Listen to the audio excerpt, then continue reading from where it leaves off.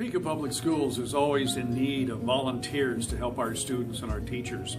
And so we try to make the process as easy as possible. And the best way to become a volunteer at Topeka Public Schools is to first fill out a volunteer application form. That can be found on the school district website, which is topekapublicschools.net.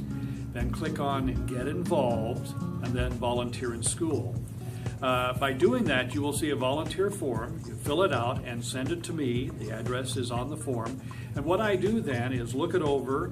We do a brief background check to make sure that there's no criminal activity involved or a situation that we would not want a particular person in our schools, especially helping our students.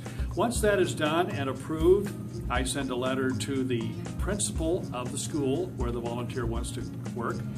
And then the volunteer is touched or contacted, that is, by the principal, and the two of them set up a time and date for volunteering.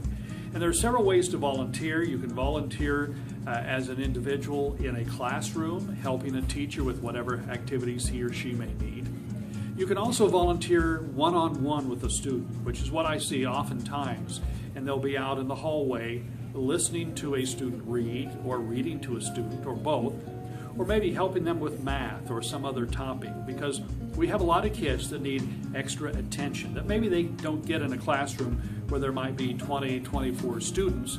The teacher can't give them that extra attention they need. So the volunteers serve a very important role in doing that, to be able to spend a little one-on-one time with the students. At the same time, the volunteer serves as a role model and an adult for many of these students.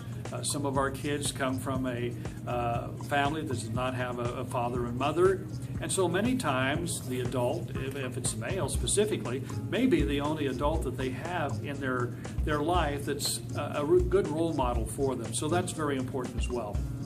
We also have volunteers when it comes to organizations and groups and churches that will volunteer or adopt school. And by that, they will get involved in that their employees go to the schools and help volunteer once a week, a couple times a month, whatever it may be.